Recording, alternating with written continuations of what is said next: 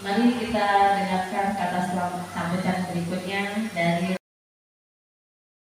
kali ini akan disampaikan oleh Ibu Sariah Indiana MPD. Kepadanya kami persilakan. Mantan guru penggerak.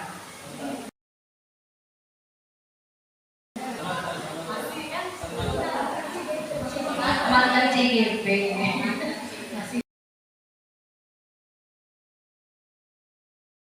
Assalamualaikum warahmatullahi wabarakatuh.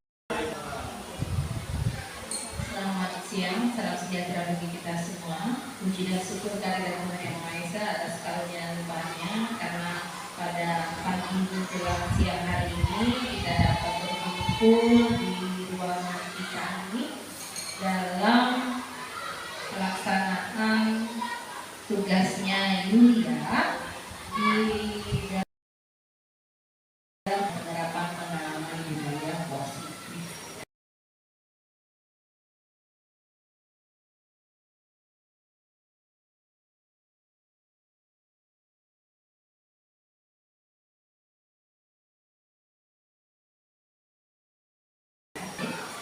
Yang kami hormati Dewan Guru dan staf serta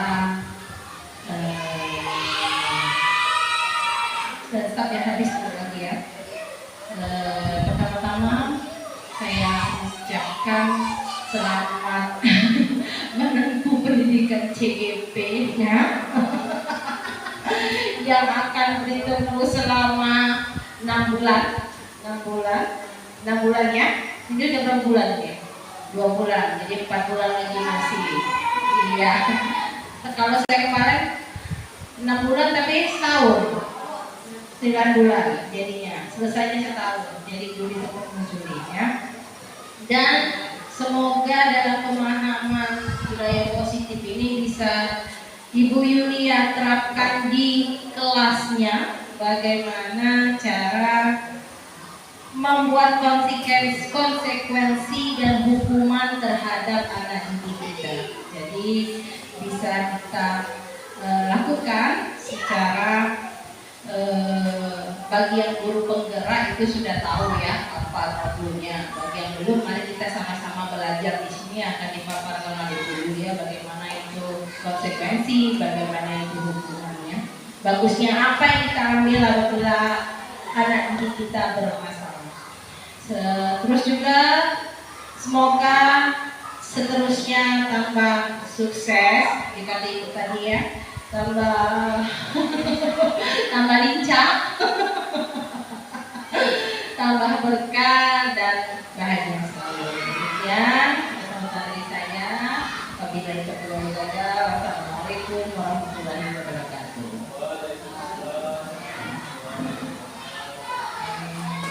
Ya, kita kasih tepuk tangan dulu untuk kedua kata sambutan kita pada pagi hari ini, Bapak semua.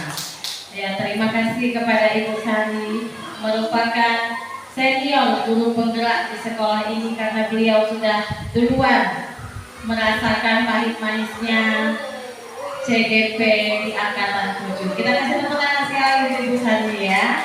Ya, bisa diteruskan kepada teman-teman yang lain, baik itu Epi, Epra dan Yulia, dan kita berikutnya yang menyusul. Amin. Baiklah, selanjutnya yaitu ini adalah acara inti kita. Marilah kita dengarkan apa pemaparan yang akan disampaikan oleh pemateri. Dalam hal ini akan disampaikan oleh Ibu Yulia Andriani SPD. Kepadanya akan kita persilakan. Izin dulu Bapak Guru. Warahmatullahi wabarakatuh.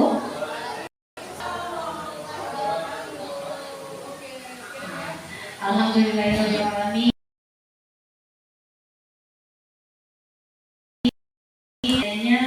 Kita dapat berkumpul di ruang yang penuh berkah dan insya Allah bermanfaat untuk kita semua.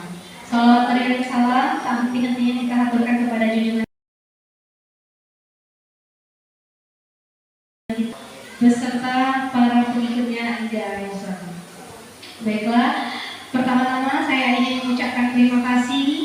kepada Bapak dan Ibu guru yang telah meluangkan waktunya istirahat untuk dapat hadir di sini di acara kegiatan menyebarkan pemahaman dan penerapan pengalaman budaya positif di sekolah dan kelas.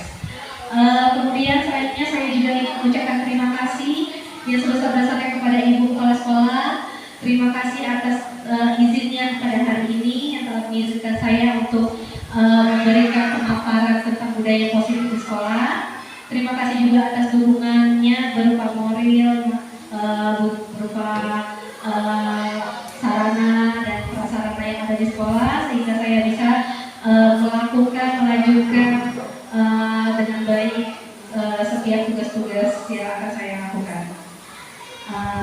Selanjutnya, hari ini saya akan memaparkan tentang budaya positif di sekolah. Untuk itu, saya ingin mengajak Bapak dan Ibu guru untuk salam guru penggerak terlebih dahulu ya. Di situ ada salam guru penggerak, bergerak, tergerak, dan menggerakkan. Bergerak, ya. Berdiri boleh. Sambil berdiri. Iya. Oke. Iya. Salam guru penggerak, bergerak, tergerak, menggerakkan. Sekali lagi. Salam guru penggerak, bergerak, tergerak, menggerakkan. Oke, terima kasih. Silakan duduk kembali. Untuk itu saya ingin memperkenalkan, ini adalah fasilitator dan pengajar praktis saya, yaitu Ibu Linggawati sebagai fasilitator dan Ibu Sri Mariata itu sebagai pengajar praktis. Untuk Ibu Linggawati itu fasilitator saya dari Prabu Muli yang merupakan guru di SMK Negeri 1 Prabu Muli. Sedangkan Ibu pengajar praktik saya Ibu Sri Mariati itu berasal dari SD Negeri 60 Palembang yang merupakan kepala sekolah SD Negeri 60 Palembang. Dan wali kelas saya CGP angkatan ke-11 yaitu Julia Andriani dari SD Negeri 17 Palembang. Nah, untuk tadi sudah salam guru penggerak ya. Sekarang Ibu silakan tatap-tatapan sama teman sebelahnya untuk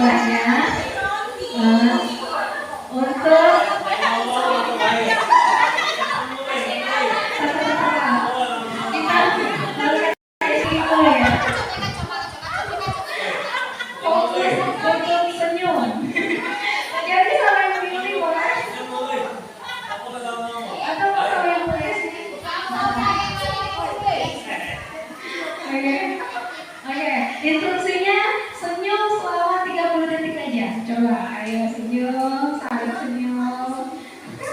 Ibu kata-kata senyumnya sama siapa? Adik-adik senyumnya sama siapa?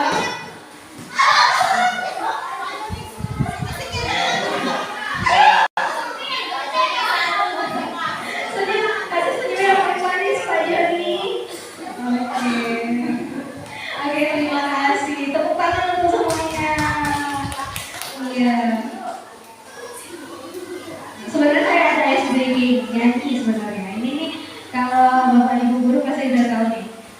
Untuk siswa sebenarnya, tapi ini saya ganti karena kita Bapak dan Ibu guru, jadi saya ganti. Ini nyanyi pantun sebenarnya, saling menyapa, sahabat. Seperti ini ya.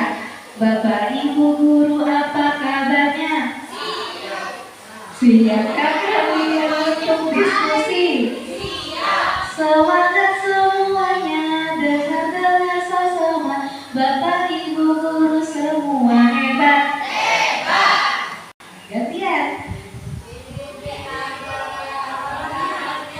Baik. Siap. Kami siap diskusi dengan sesama. Kami fokus, kami bisa. Oke, terima kasih. Masih semangat ternyata ya. Sampai akhir ya kalau bisa. Oke, lanjut. Di sini ada latar belakang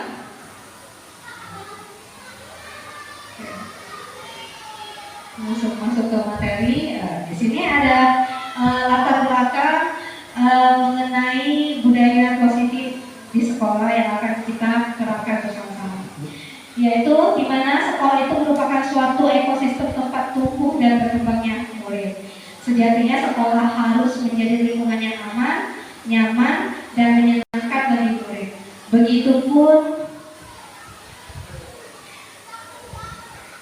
Begitupun dengan guru harus dapat mengkondisikan ekosistem sekolah yang berpihak pada murid dan menjadi among yang menuntut murid mencapai kebahagiaan dan tinggi-tingginya sebagai individu maupun anggota masyarakat nanti.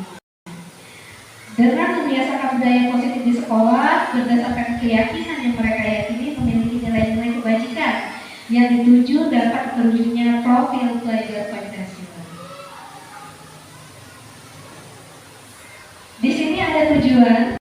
Tujuannya yaitu untuk mewujudkan disiplin positif, kemudian terbentuknya karakter murid berakhlak mulia, menumbuhkan motivasi intrinsik atau motivasi dari dalam diri yang muncul karena siswa meyakini nilai-nilai kebajikan dalam menjalankan disiplin positif, kemudian mewujudkan budaya positif melalui penerapan keyakinan kelas.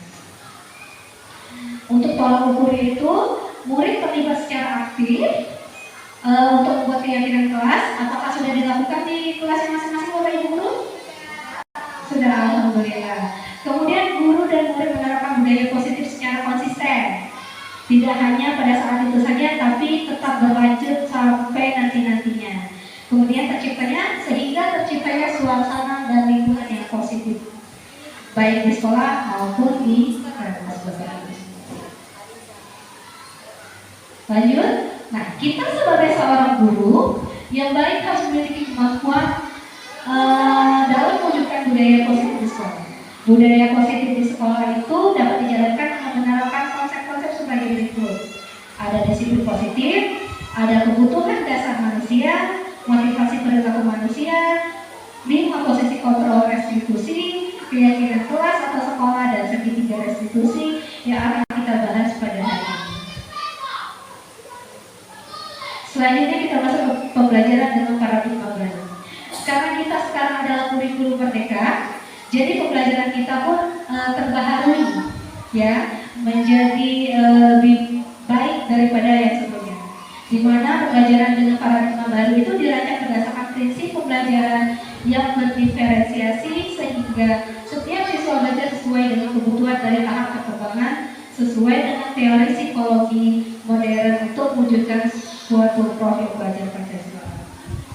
Selain itu juga paradigma perubahan baru ini pada pembelajaran yang sebelumnya itu bersifat klasikal, monoton, ya kan, hanya fokus pada guru saja. Tapi pada paradigma baru ini kita lebih memfasilitasi siswa sesuai dengan karakter dan kebutuhan masing-masing sehingga terciptanya profil pelajar Pancasila yang ada 6 poin tersebut.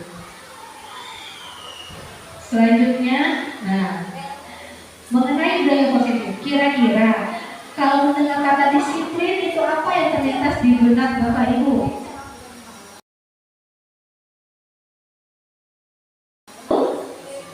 Ibu Epra?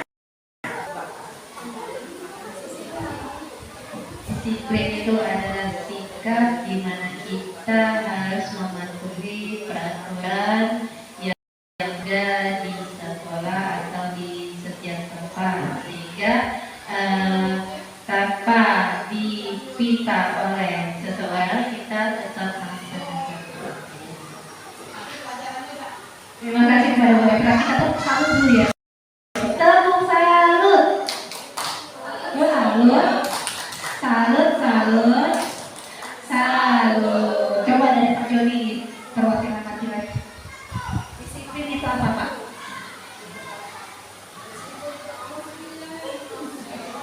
Yes. Jadi disiplin menurut yang saya pernah baca itu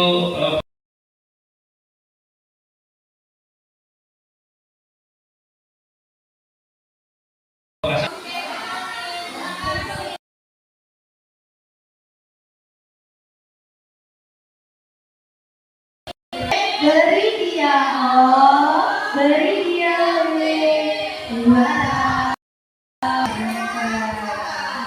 Iya benar ya. Disiplin itu adalah yang harus kita taati. Jadi menaati aturan, teratur, tentang kepatuhan yang harus kita lakukan, tidak hanya kita ucapkan saja seperti itu. Lanjut, di sini disiplin positif itu adalah suatu usaha seseorang untuk belajar mengontrol diri dan menguasai diri dalam memilih tindakan yang mengacu pada nilai-nilai yang dihargai agar tercapainya tujuan mulia yang diinginkan sesuai dengan nilai-nilai kebajikan yang ada. Di mana disiplin positif itu lebih ke arah disiplin diri yang dapat mengontrol diri dalam melakukan segala tindakan. Disiplin diri itu dapat membuat murid memahami dan menyadari berdasarkan motivasi internal bukan dari paksaan. Ingat, bukan dari paksaan. Berarti memang lahir dari dirinya sendiri. Atau juga bukan dari ujian ataupun hukuman. Ya, bukan pada diri sendiri. Lanjut ke nilai-nilai kebajikan. Apa itu nilai-nilai kebajikan? Nilai-nilai kebajikan itu adalah sifat-sifat positif manusia yang merupakan tujuan mulia yang ingin dicapai oleh setiap individu. Di mana nilai-nilai yang disepakati bersama itu lintas bahasa, suku, bangsa, agama maupun latar belakang yang berdasarkan profil pelajar Pancasila, yaitu beriman dan bertakwa kepada Tuhan Yang Maha Esa dan termasuk mulia, mandiri, bernalar kritis, kemudian berkebinekaan global, bergotong royong, dan kreatif. Oke, lanjut.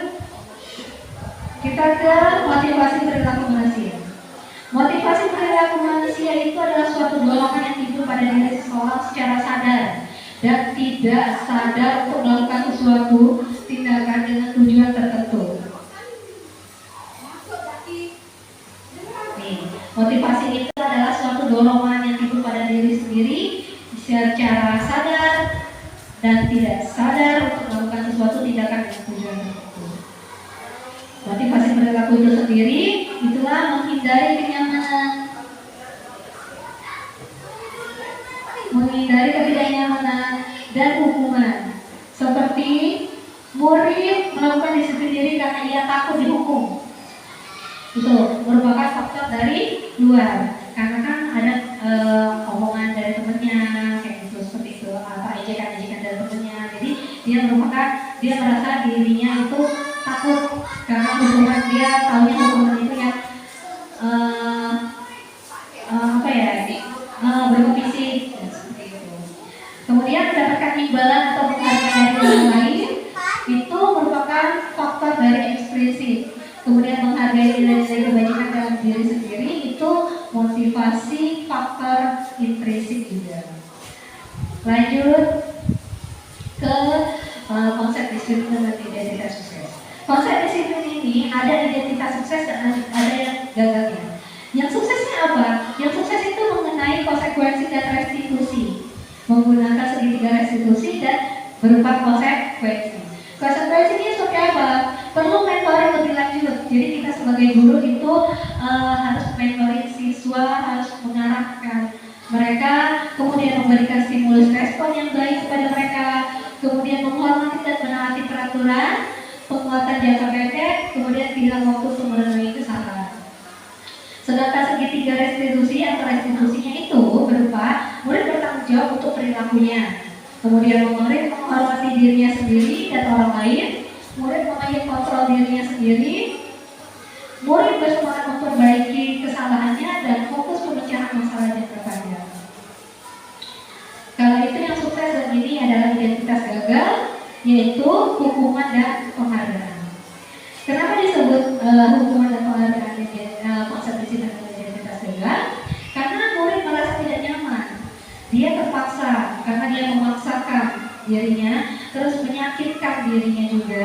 Murid menyembunyikan masalah dan kesalahannya, kemudian murid menjadi rendah diri dan menutup diri, dan murid menjadi takut. Nah, sedangkan penghargaan itu tidak efektif untuk murid, ya, merusak hubungan antara sesama teman, bisa iri, bisa dengki sesama teman mereka, terus mematikan kreativitas mereka juga. Yang tadinya murid punya kreativitas yang tinggi, mendapatkan penghargaan, dia jadinya sudahlah nggak usah nggak jadi seperti itu. Kemudian merampas hak harga diri, menghargai dirinya sendiri, menghukum dengan sistem rating itu juga tidak boleh ternyata. Ya, itu merupakan disiplin dengan identitas yang berbeda. Nah, di sini ada konsep disiplin dengan pendekatan restitusi. Restitusi kita sebutin restitusi dari tadi. Restitusi itu adalah proses menciptakan kondisi bagi murid untuk memperbaiki kesalahan mereka sehingga mereka bisa kembali kepada kelompok mereka dan karakter yang dibuat. Restitusi ini sendiri ciri-cirinya itu bukan menembus kesalahan, namun belajar dari kesalahan, memperbaiki hubungan, merupakan tawaran bukan paksaan, menuntut untuk melihat ke dalam diri, mencari kebutuhan dasar yang mendasari tindakan, dan menguatkan dan fokus pada solusi. Nah, di sini ada perbedaan antara hukuman, konsekuensi, dan restitusi. Contoh kasusnya, siswa tidak menyelesaikan latihan atau tugas di sekolah tepat waktu. Guru memberikan hukuman, yaitu berarti guru memarahi siswa. Kemudian siswa menjadi takut. Kemudian guru menghukum siswa berdiri di lapangan selama 10 menit. Itu berupa hukuman untuk kasus siswa yang menyelesaikan latihan atau tugas tidak tepat waktu. Kemudian kalau konsekuensinya itu apa? Guru tegas dan siswa menghormati peraturan. Guru memberikan konsekuensi untuk mengerjakan latihannya saat istirahat. Sedangkan restitusinya apa? Guru menanyakan keyakinan kelas apa yang sudah dilanggar sama siswa, terus kemudian guru terbuka dan siswa menghormatinya dan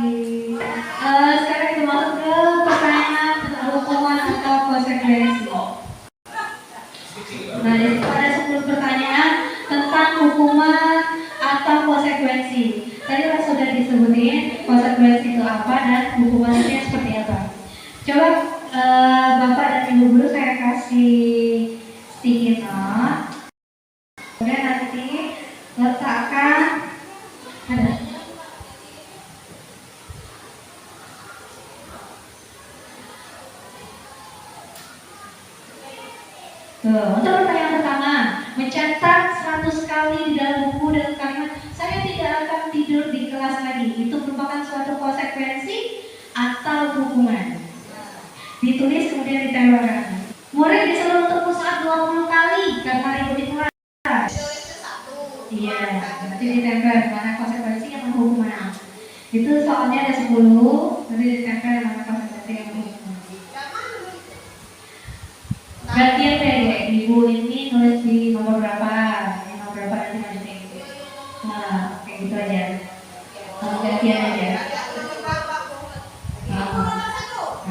Betul. Ada dua soal. Aku nomor 11 ya, 11, 15 lah, 15. Ajo, 12. Yusari nomor 1 dan nomor berapa? YFP nomor 910. YFP 910. Pak Joni nomor 8. Pak Joni nomor 8. Hukuman di hukuman. Oh, terbalik. Nomor 3, Bu Lesita. Nomor 3, Bu Lesita. Nomor 5, Nasari, ayo. Bu Lesi, nomor 3. Menakra, nomor 7. 6. 6 siapa? 6 belum. Bunda nomor apa? Nomor 10, Bunda. Sudah 9 dari Evi. 6, 7 belum. 8 Pak Joni ya. 7 belum. Boleh kita 7.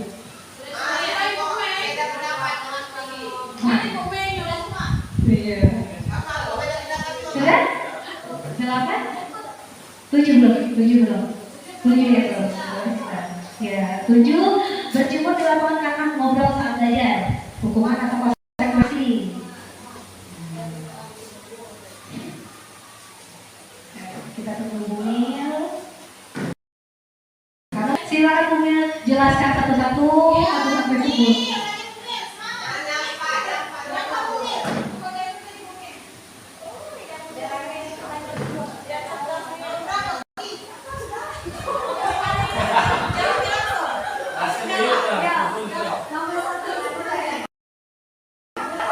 Baik, pertanyaan hukuman atau konsekuensi nomor 1. Mencatat 100 kali di dalam buku dengan kalimat saya tidak akan tidur di kelas lagi termasuk hukuman. Nomor 2, ada yang siap? Benar atau salah Bapak Ibu? 2, lari mengelilingi lapangan sekolah sebanyak 5 kali putaran karena tidak membuat PR hukuman. 3, murid disuruh untuk push up 20 kali karena ribut di kelas hukuman. Benar. Nomor 4, menggantikan kertas tugas teman yang dicoret-coret konsekuensi. 5, membersihkan tumpahan air di atas meja belajar karena tersenggol saat belajar konsekuensi. Oke. Bunda Niki. Ayo.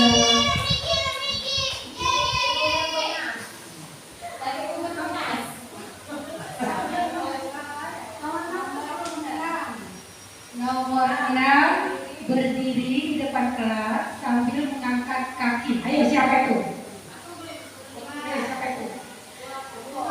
Mengangkat kaki, 1 karena tidak bisa menjawab pertanyaan.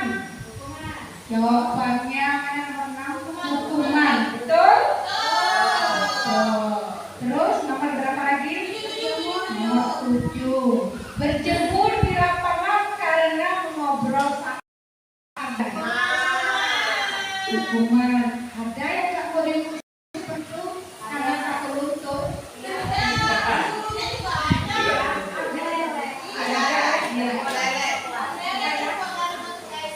Oke, nomor 8. Coba Pak Joni lah maju. Ya Pak Joni ya, paling ganteng. Iya Pak Joni nomor 8 10. Nah, Pak Kri tapi nomor 8 10.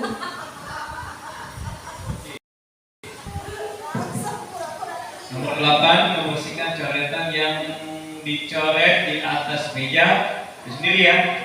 Konsekuensi. Benar atau salah? Nomor 9, duduk di bangku di pinggir lapangan jam istirahat tidak diizinkan bermain oleh guru piket karena mencederai teman saat bermain di lapangan. Hukuman. Benar atau salah? Nomor 9, duduk di bangku pinggir lapangan jam istirahat tidak diizinkan bermain oleh guru piket karena mencederai teman saat bermain di lapangan. Hukuman atau konsekuensi? Hukuman ya? Ya, hukuman. benar. Nomor lahir nomor 10, kehilangan 10 menit jam istirahat untuk mengerjakan tugas karena terlambat datang dan tertinggal selama 10 menit. Konsekuensi atau hukuman? Konsekuensi. Berarti semuanya benar semua. Tepuk tangan. Iya, pinter semua, Masya Allah. Tepuk uang dulu ya. Wow, beri dia kue, beri dia beri dia. Wow, lanjut. Lanjut ke jadi jauh. Nah, kebutuhan dasar manusia. Kebutuhan dasar manusia itu adalah segala sesuatu yang kita lakukan untuk mendapatkan apa yang kita inginkan. Seluruh tindakan yang kita lakukan memiliki tujuan tertentu dan semua usaha terbaik yang kita lakukan adalah dalam rangka agar kebutuhan dasar kita terpenuhi dengan baik. Kebutuhan, di sini ada 5 kebutuhan dasar manusia: bertahan hidup, kasih sayang, penguasaan, kebebasan, dan kesenangan. Kira-kira bertahan hidup itu apa? Seperti apa? Hah? Butuh makan, butuh tempat tinggal, iya, butuh duit, berbelanja, ya. Terus kasih sayang, rasa terima kasih, butuh belayan, oke, butuh ucapan, iya, kasih sayang. Kemudian penguasaan,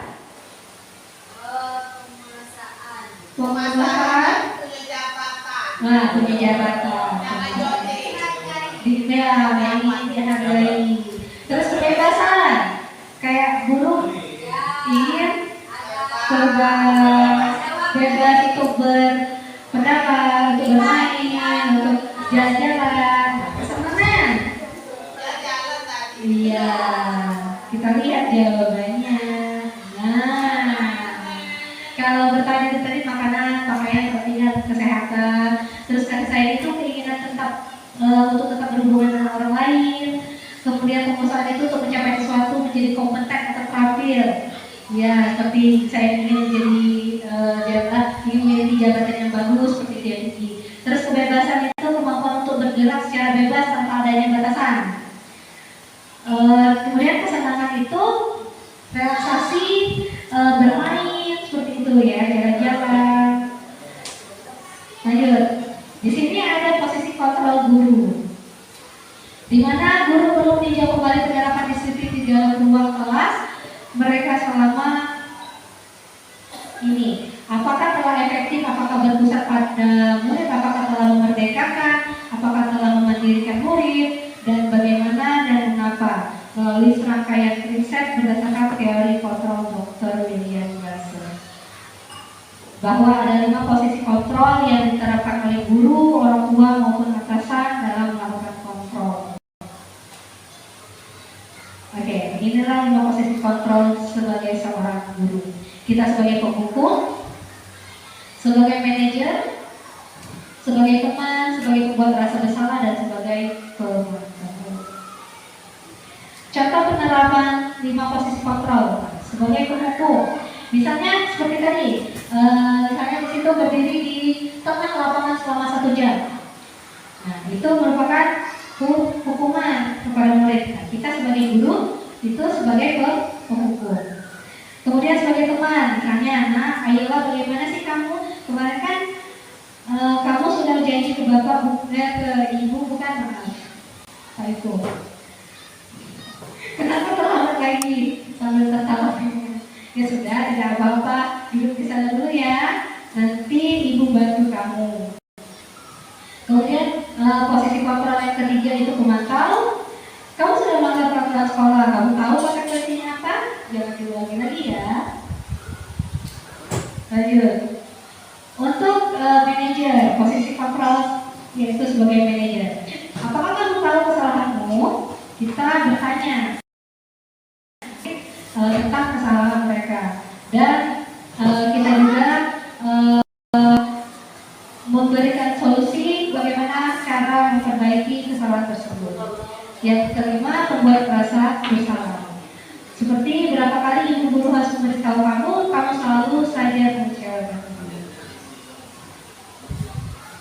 Nah, Di sini ada pertanyaan lagi. Posisi kontrol seperti apa Kak aku? Ada 4. Kamu tidak pernah benar melakukannya. Jawab Beci.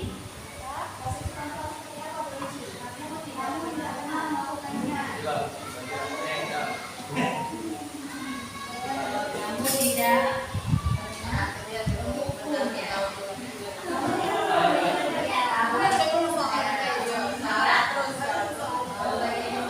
Kamu tidak pernah benar melakukannya. Iya. Kamu, saya sebagai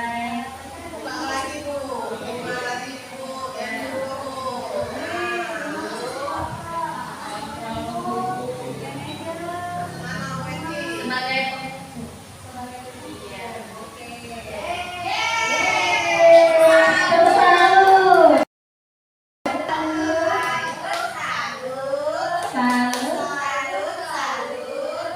Salut. Oke, terima kasih Peci.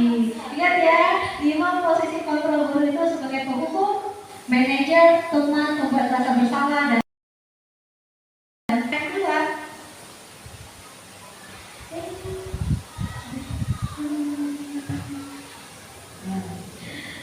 Yang kedua, apa rencanamu untuk menyelesaikan masalah ini? Bu Lisa, apa rencanamu untuk menyelesaikan masalah ini? Untuk posisinya sebagai manajer. Manajer. Ditanya kan kamu. Oke, terima kasih Bu Lisa. Tepuk salut lagi untuk Bu Lisa. Tepuk salut. Salut, salut. Salut. Lanjut yang ketiga, coba Bu Yuli. Bu Yuli yang ketiga. ayolah lakukan demi ibu ya sebagai teman.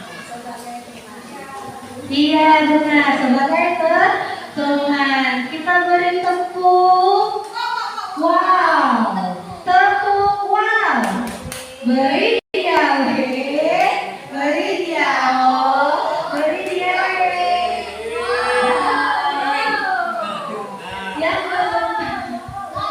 Yang keempat, coba Ibu Efra.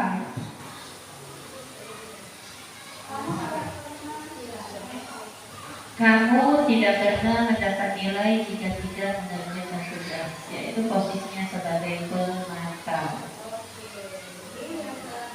Nah, yang keempat adalah kamu tidak pernah mendapatkan nilai jika tidak mengerjakan tugas, itu sebagai pemantau. Nah, kita kasih tepuk kue juga lah buat kue apa yuk? Tepuk wow. Beri dia oh. Beri dia oh. Beri dia iya, benar ya jawaban Bapak Ibu semuanya. Yeay. Oke, lanjut lagi. Nah, sekarang ke keyakinan kelas. Mengapa keyakinan kelas bukan peraturan kelas, Bunda Niki?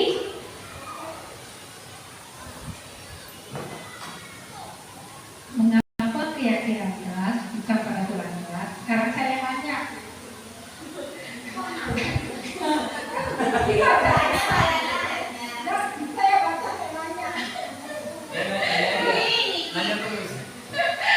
Ya, kalau yang menurut kita kan yang penting itu kan yakin dulu, kan yakin dulu. Kalau sudah yakin, nah bisa diatur. Ya, jadi segala apa-apa yang ada di sudah kita terapkan siswa itu harus ada keyakinan dulu. Kalau sudah benar-benar yakin, semuanya sudah ya, sudah akal semua, baru kita buat peraturan. Oke, terima kasih Bu Niki. Kita cepat dulu ya. Wow, keputusannya.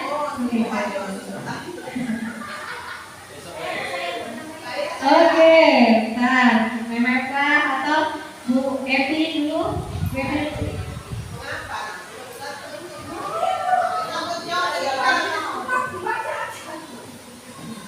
Mengapa keyakinan kelas bukan peraturan kelas? Kalau keyakinan kelas itu dibentuk secara bersama dari siswa dan guru. Sementara kalau peraturan bisa jadi pihak sekolah saja. Jadi hatinya belum tergugah. Gitu.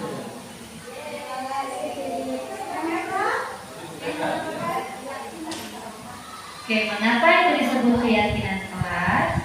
Karena dibuat berdasarkan kesepakatan antara guru dan siswa. Jadi kita sepakati dulu bersama-sama guru dan siswa, setelah sepakat baru dibuat menjadi keyakinan kelas.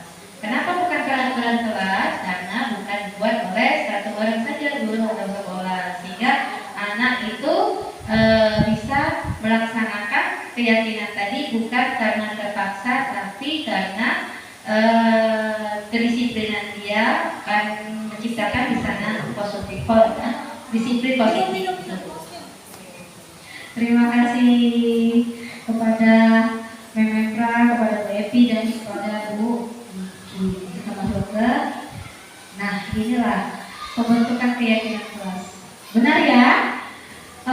Keyakinan kelas itu kita tuh membuatnya dengan bersama-sama antara kita guru dan murid yang ada di kelas, sehingga mendapatkan sebuah kesepakatan bersama, tidak ada paksaan satu sama lain seperti itu. Nah, pembentukan keyakinan kelas itu bersifat abstrak, jadi bebas. Siswa mengungkapkan pendapatnya sendiri, ingin seperti apa keyakinan kelasnya, dan kita sepakati bersama. Iya, suka sama ya.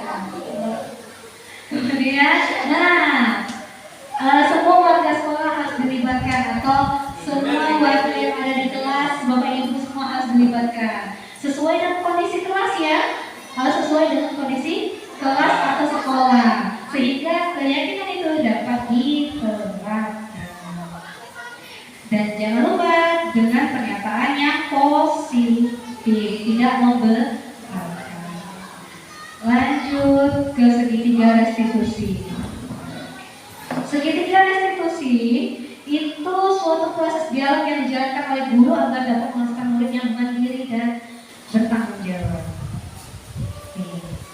Segitiga restitusi itu berupa pembentukannya segitiga. Di situ ada yang namanya menstabilkan identitas, validasi tindakan yang salah, dan menanyakan keyakinan.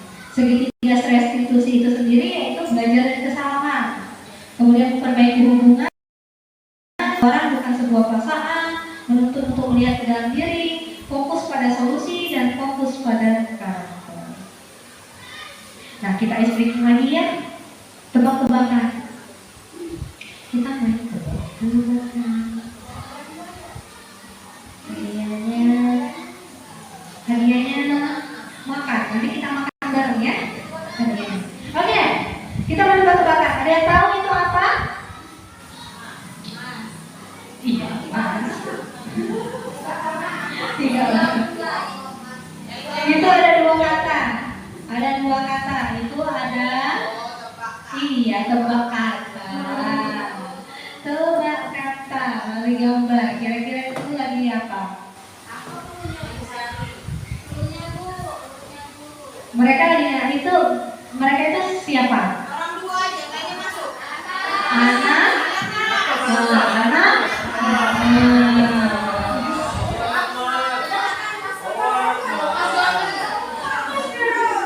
Oke, lanjut. Nah, botak udah. Lanjut. Nah, pisang apa? Pisang itu jenis apa? Pisang itu jenis apa? Buah. Buah, S-nya diganti B.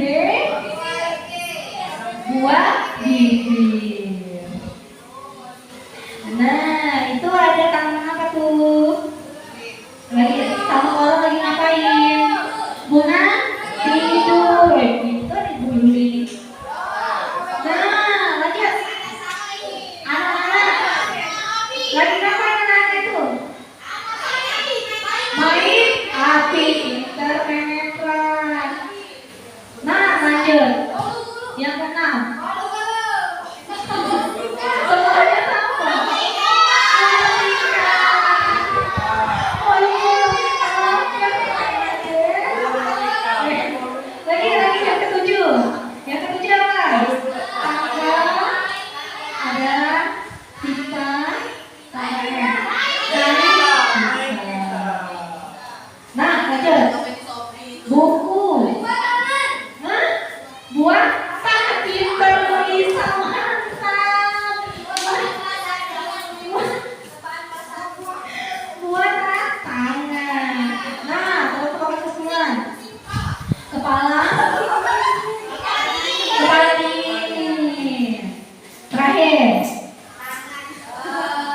apa namanya?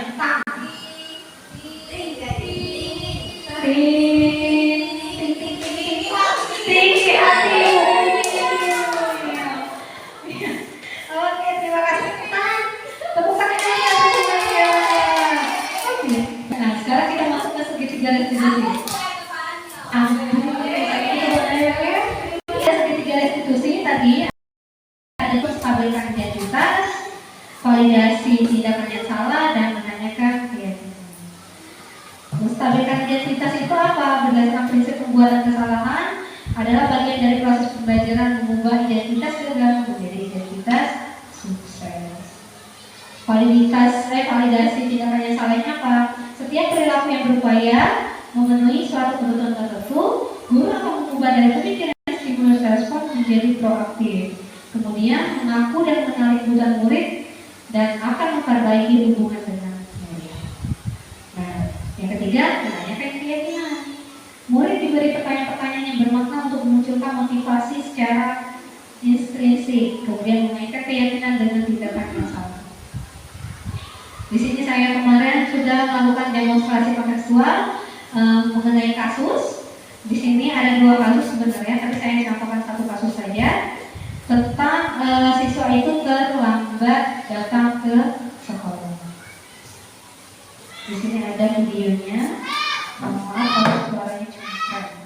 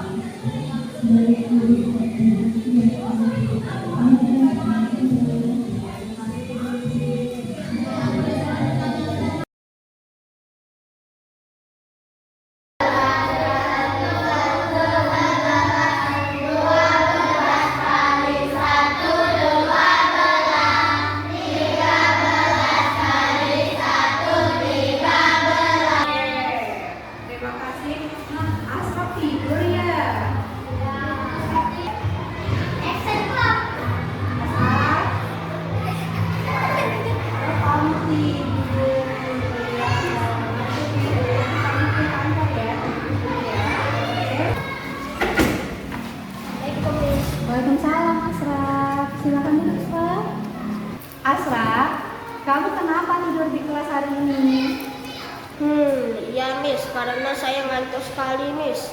Maaf ya, Miss. Sebenarnya bukan kamu saja yang mengalami tidur di kelas. Miss Yuli juga pernah kok mengalami hal itu. Iya, Miss, saya minta maaf karena sudah tidur di kelas. Iya, tidak apa-apa. Jadi kita cari solusi bersama-sama ya. Nah, untuk membantu kamu menyelesaikan masalah ini. Baik, Miss Yuli. Pasti kamu memiliki alasan kan kenapa kamu bisa tertidur di kelas hari ini? Saya merasa lelah dan mengantuk, Miss, karena tadi malam saya bergadang main game sampai larut malam. Apakah kamu masih ingat tentang keyakinan kelas kita? Iya, Miss, saya ingat. Coba sebutkan apa keyakinan kelas yang sudah kita sepakati bersama. Disiplin waktu, berdoa sebelum dan sesudah belajar, bersikap santun dan hormat kepada guru dan orang lain, mendengarkan guru ketika guru sedang menjelaskan pelajaran.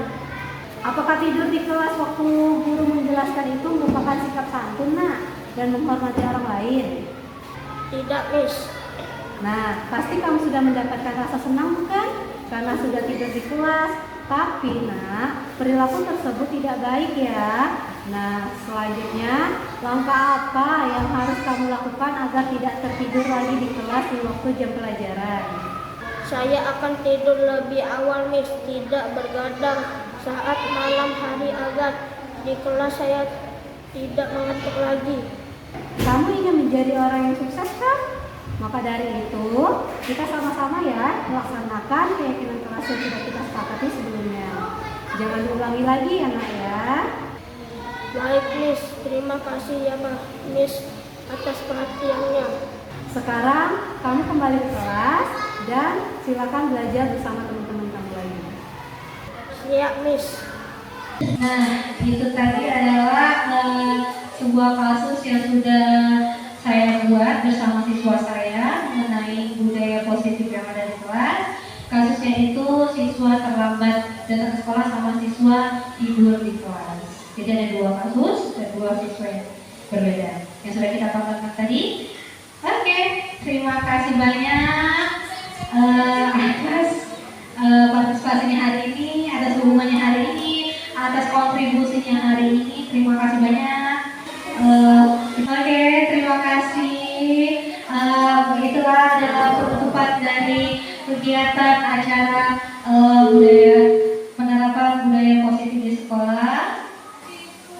Saya selaku pembicara pada hari ini mengucapkan mohon maaf apabila saya ada salah kata, perbuatan atau ada yang miskomunikasi. Saya mohon maaf dan kepada Allah saya mohon ampun, dan saya ingin mengucapkan terima kasih yang sebanyak-banyaknya kepada Bapak dan Ibu guru sekalian yang sudah meluangkan waktunya di sini untuk mengikuti kegiatan menyebarkan pemahaman dan penerapan pengalaman budaya positif yang telah saya dapatkan dari guru penggerak ini.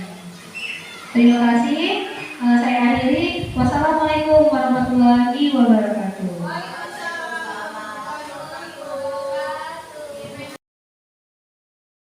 Assalamualaikum warahmatullahi wabarakatuh.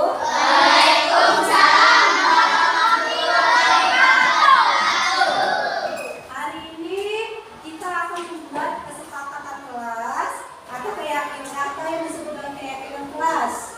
Ya, jadi sebelum mulai pelajaran kita harus membuat dulu kata-kata yang harus kita tanggung jawab atau harus kita ikuti. Ya, peraturan kita harus membuat peraturan kelas dulu sebelum kita mulai pelajaran. Keyakinan kelas itu apa, Miss? Keyakinan kelas itu adalah suatu peraturan yang harus kita taati dan harus kita ikuti.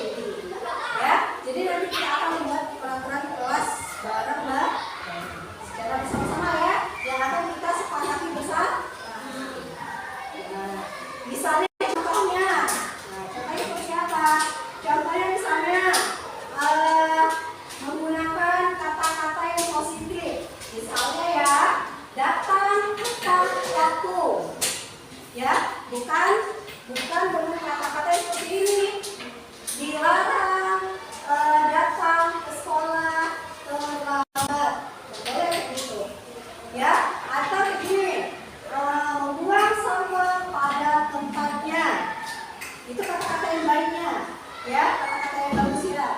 Dan boleh kalian bikin dilarang membuang sampah dilarang membuang sampah sembarangan. Itu kata-kata yang tidak positif atau yang tidak bagus. Ya, jadi kata-katanya tuh jangan sampai pakai kata-kata jangan atau kata dilarang. Ya, saya datang tepat waktu seperti itu. Atau membuang sampah pada tempatnya. Tidak tidur di dalam kelas selama belajar. Seperti itu. Ya, memakai seragam sekolah. Contohnya seperti itu. Oke, ini ada sticky note. Ya, kalian tulis di sini. Ya, kesepakatan apa yang ingin kalian buat. Contohnya seperti yang Shirley buat tadi, yang Shirley sebutin tadi. Oke, nanti kita nanti sampai ke depan. Ya, tulis di situ.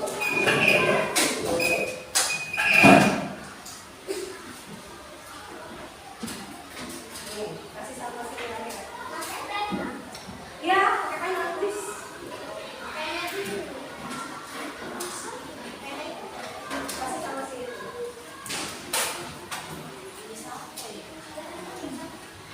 Kalimat positif. Tentang keyakinan kelas seperti contoh di sini tadi. Tapi jangan pakai kata dilarang atau jangan. Ya. Iya, seperti yang ini. Datang.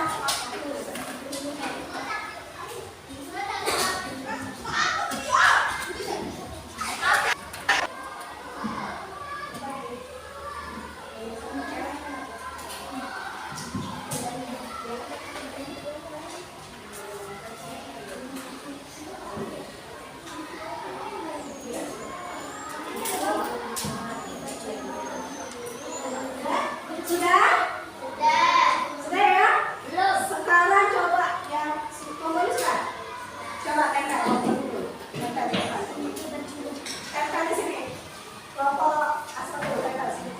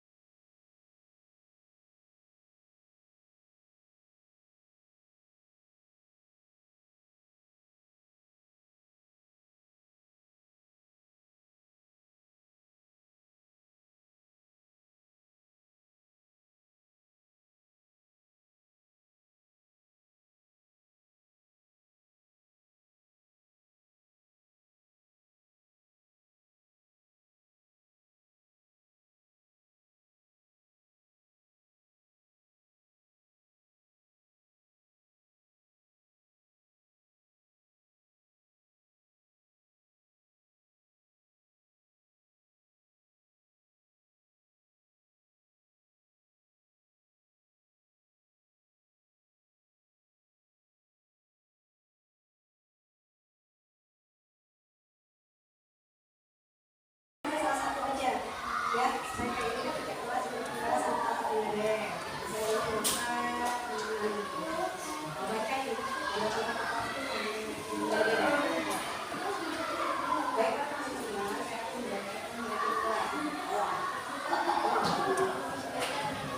saya akan oke, apa deh?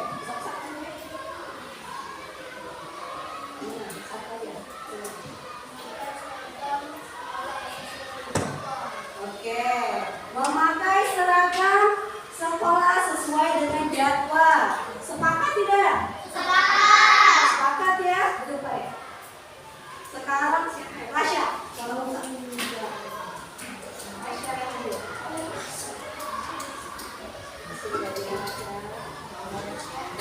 Cari kata berbeda.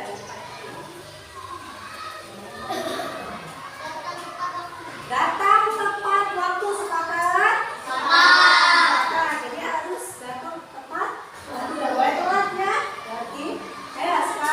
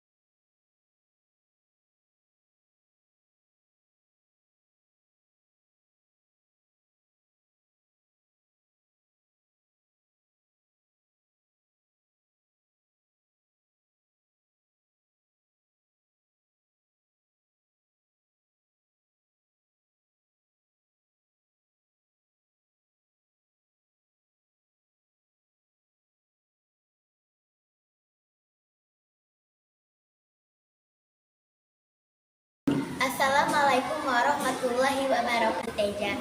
Saya siswa dari kelas 5B SD Negeri 17 Palembang. Perasaan saya saat membuat keyakinan kelas senang sekali. Menurut saya, membuat keyakinan kelas sangat penting dilakukan karena dapat menumbuhkan rasa tanggung jawab dan lebih disiplin. Terima kasih. Assalamualaikum warahmatullahi wabarakatuh. Saya Bulan, siswa kelas 5B SD Negeri 17 Palembang. Perasaan saya mengikuti perbuatan keyakinan kelas sangat senang sekali karena sangat penting sekali membuat keyakinan kelas karena membuat kita disiplin dan lebih menghargai orang lain. Terima kasih.